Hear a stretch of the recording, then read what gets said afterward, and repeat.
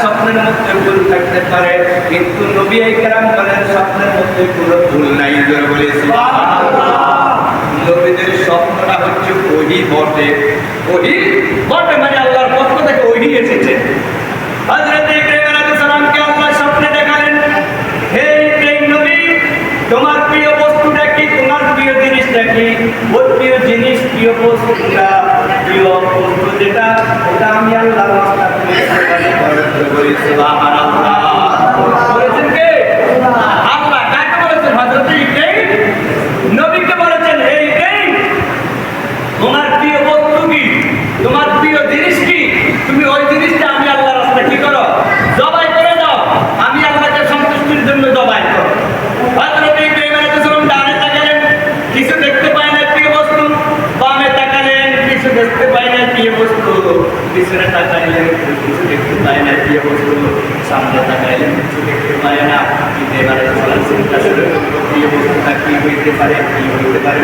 হঠাৎ করে হযরত ইব্রাহিম নবী চিন্তা করলেন, সবচেয়ে দুনিয়ার জমিনের মধ্যে সবচেয়ে প্রিয় বস্তু হচ্ছে আমার সন্তান। আমার সন্তান হযরত ইসমাঈল আলাইহিস সালাম, তিনি আল্লাহর একজন পয়গম্বর নবী, তিনি আল্লাহর একজন নবী। ইব্রাহিম নবীর গর্ভ থেকে দুনিয়াতে হযরত ইসমাঈল নবী আগমন করেছেন। এখন ইব্রাহিম নবী চিন্তা করলেন, এই ইসমাঈল তো আমার সবচেয়ে প্রিয় বস্তু, এই ইসমাঈল তো আমার সবচেয়ে প্রিয় ভালো লাগার মানুষ, আমি তাকে কোরবানি করবো, এটা চিন্তা করতে শুরু করলেন। করার সাথে সাথে কি করলেন? হযরত হাজরা আলাইহিস সালামের নাম শুনেছেন আপনারা, ঠিক কিনা বলেন? হযরত হাজরা আলাইহিস সালাম, হযরত ইব্রাহিম আলাইহিস সালামের স্ত্রী। হাজরা আলাইহিস সালাম, হাজরা আলাইহিস সালামের নিকটে গিয়ে হযরত ইব্রাহিম আলাইহিস সালাম বলল, বিবি হাজরা, আমি তোমার কাছে একটা আরজি নিয়ে এসেছি। কয়টি আরজি? কিতাবের রাওয়ায়ের মধ্যে এসেছেন, ইসমাঈলকে সাজাই দাও। ইসমাঈলকে কি করলেন? সুন্দর করে গোসল করাইলেন। গোসল করানোর পরে মাথার মধ্যে তেল দিয়ে দিলেন, মাথাটা ছেড়ে দিয়ে আশ্রয় দিলেন। আশ্রয় দেওয়ার পরে সুগন্ধ লাগাইলেন। লাগার পরে ইব্রাহিম আলাইহিস সালাম কি করলেন? ইসমাঈল আলাইহিস সালামকে নিয়ে হাত ধরে বাইরে হয়ে যাবে। আবার ঘরের আওয়াজের মধ্যে আসছে, একটা কাশি দাও, একটা দড়ি দাও, একটা দড়ি দাও, একটা কাশি দাও। আওয়াজ আসছে, আমরা ইসমাঈলকে নিয়ে কি করবো? বাগানে যাবো, ইসমাঈলকে নিয়ে জঙ্গলে যাবো মাছ শিকারের জন্য, পশু শিকার করার জন্য। এক একটা আওয়াজে এক এক রকম লেগেছে। এইরকম লেখা শুরু করলেন। আর ইব্রাহিম নবী কি করলেন? ইসমাঈল আলাইহিস সালামকে হাতে ধরে ধরে তিনি কি করতেছেন? কোরবান গায়ের দিকে যাচ্ছেন, যেখানে কোরবান করবেন ওখানে যাচ্ছেন। এখন ইব্রাহিম নবী, ইসমাঈল আলাইহিস সালামের বয়স মাত্র 13 থেকে 15 বছর হয়েছে। কত বয়স? 13 থেকে 15 বছর হয়েছে মাত্র। তাকে কি করে নিয়ে যাবে? এখন নেওয়ার জন্য প্রস্তুতি চলছে। হঠাৎ করে একজন ব্যক্তি এসে হযরত ইসমাঈল আলাইহিস সালামের নিকটে আগমন করলেন। আগমন করার পরে হযরত ইসমাঈল আলাইহিস সালামকে বললেন, ও ইসমাঈল, তুমি কি জানো তোমার বাবা তোমাকে কোথায় নিয়ে যাচ্ছে? হয় না, জানে না। তোমার বাবা তোমাকে কোরবানি নিয়ে জন্য যাচ্ছে, কোরবানি করবে। এখন হযরত ইসমাঈল চিন্তা করলেন, আমাকে কোরবানি করবে, তাহলে এই ব্যক্তিকে দেখবে। দুজন ব্যক্তির মধ্যে যদি 3 নাম্বার কোন ব্যক্তি রূপে অবশ্যই ভেজাল আছে। অবশ্যই কি আছে? ভেজাল আছে।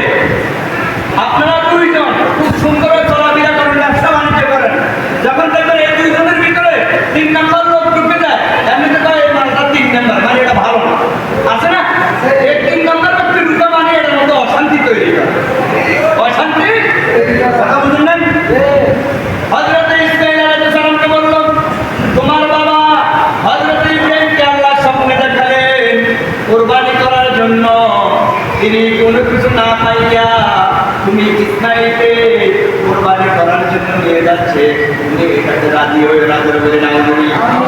এই কথা বলার সাথে সাথে হযরত ইসমাঈল আলাইহিস সালাম বলতেছে, তুমি কি বিবি আমি তোমাকে চিনি না, যদি আমার বাবাকে আল্লাহ স্বপ্নে দেখায় আমি ইসমাইলকে কুরবানি করার জন্য একজন ইসমাইল কেন হাজারো ইসমাইল আল্লাহর রাস্তা কুরবানি হবো আল্লাহকে সন্তুষ্টি করার জন্য। জরুরি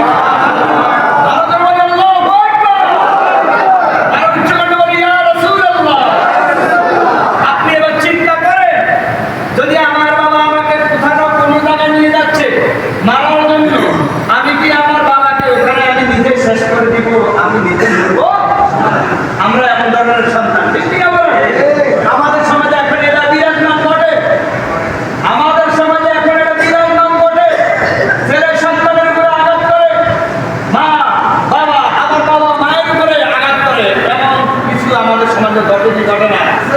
আপনারা দেখেন অল্প কয়েকদিন আগে ছোট্ট একটা মেয়ে লামিসা নামে তার উপরে যে অত্যাচার হয়েছে, এটা কি মেনে নেওয়ার মতো? আওয়াজ নাই, মেনে নেওয়ার মতো? তাহলে আমাদের এই চোখটা জাহিলি যুগ থেকে আরো ভয়ঙ্কর হয়ে গেছে, ঠিক কিনা বলে? আমাদের সমাজটা এখন জাহিলি যুগ থেকে আরো ভয়ঙ্কর হয়ে গেছে, ঠিক কিনা বলে? আমরা কেমন মানুষ যেখানে ছোট্ট একটা 8 বছরের মেয়ে নিরাপত্তা না, হিংসু বাড়ির থেকেও আমরা ভয়ঙ্কর হয়ে গেছি। আল্লাহ হেফাজত করুন। আমি দায়িত্বহীন কণ্ঠে বলতে চাই, সোনাপুরের বাসিন্দারা আপনারা যেখানে অন্যায় কাজ হবে সেখানে প্রতিবাদ করবেন, ঠিক না? আল্লাহ আমাদেরকে বুঝে তৌফিক দান করুন। আমিন। হযরতে ইসমাঈল আলাইহিস সালাম যখন বলল একজন ইসমাঈল কেন হাজারো ইসমাঈল আল্লাহর রাস্তায় কুরবানি দিতে প্রস্তুত, এই কথা বলার সাথে সাথে ইবলিস শয়তান এখানে ব্যর্থ হয়ে গেলেন। ইবলিস শয়তান আর এখানে দেখতে পারলেন না, তিনি এক দৌড় দিয়ে চলে গেলেন হযরতে হাজরার নিকটে। কোথায় গেলেন? হযরতে হাজরার নিকটে। আচ্ছা আপনারা বলুন, ইবলিস শয়তান কি আমাদের বন্ধু না শত্রু? আর উচ্চ কণ্ঠে বলুন, বন্ধু না শত্রু? এই ইবলিস শয়তান যখন